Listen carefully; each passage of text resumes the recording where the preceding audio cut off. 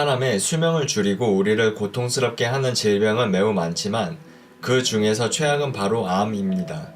몇 년 전에 세계보건기구인 WHO에서 소시지와 햄 등의 가공육을 발암물질로 지정하면서 논란이 되었었는데요. 그렇다면 발암물질이라는 것은 정확히 무엇일까요? 발암물질은 영어로 칼시노젠이라고 하는데 WHO는 국제암연구소인 IARC를 통해 발암물질을 지정합니다. 발암물질은 그 위험도에 따라 여러 개의 군으로 나뉘는데 그 중에서 중요한 1군 발암물질과 2군 발암물질에 대해 우선 알아보도록 하겠습니다. 1군 발암물질은 사람에게 확실히 암을 일으킨다는 증거가 있는 물질들을 뜻합니다. 대표적인 예로는 담배, 방사선, 라돈, 성면가루, 벤젠, 헬리코박터, 간염 바이러스, 햇빛, 대기오염, 소금에 절인 생선, 술, 경구 피임약, 에스트로겐, 소시지와 햄 등의 가공육 등이 있습니다. 이 외에도 100개 정도의 1군 발암물질이 있으며 궁금하신 분들은 IARC 발암물질로 검색을 해보시면 자세히 확인할 수 있습니다.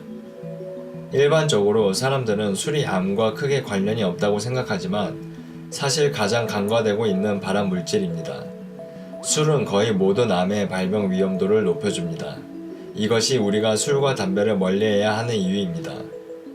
2군 발암물질은 발암물질로 가능성이 더 높은 2군 A와 상대적으로 가능성이 떨어지는 2군 B로 나뉩니다. 2군 A에 속하는 발암물질은 발암 추정물질이라고 부릅니다. 동물에서는 암을 유발하는 것으로 알려져 있지만 사람에 대한 데이터는 부족한 물질들입니다. 2군 A에 속하는 물질들은 약 70가지가 있으며 대표적인 예로는 소고기, 돼지고기, 튀긴 음식, 교대 근무 등이 있습니다. 2군 발암 물질에 교대 근무가 뜬금없이 있어서 놀라신 분들이 있을 겁니다.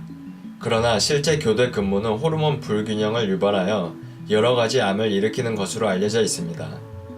2군 A에 비해 위험도가 낮은 2군 B에 속하는 발암 물질에는 커피, 김치, 스마트폰의 전자파 등이 있습니다.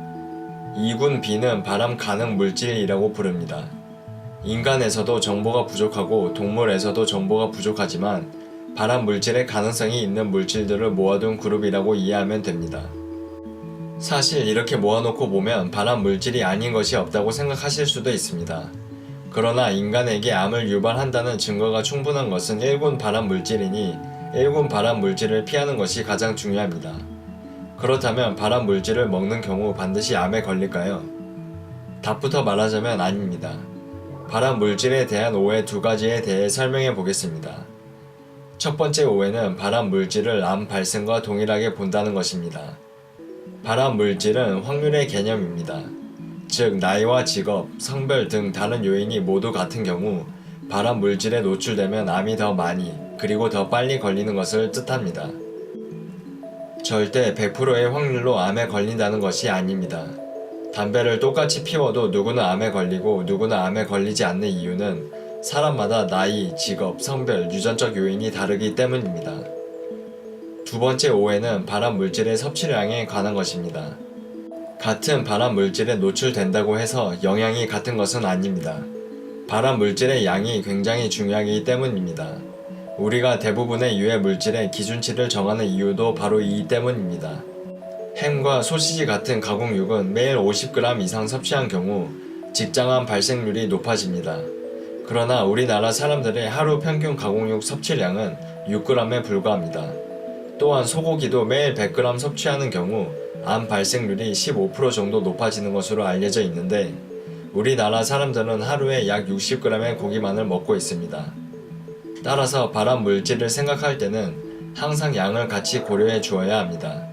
암에 걸리지 않는 것이 우리 삶의 목표는 아니지만 살아있을 때 건강하게 살다가 죽을 때 고통 없이 죽었으면 좋겠다는 생각은 누구나 다 갖고 있는 생각입니다.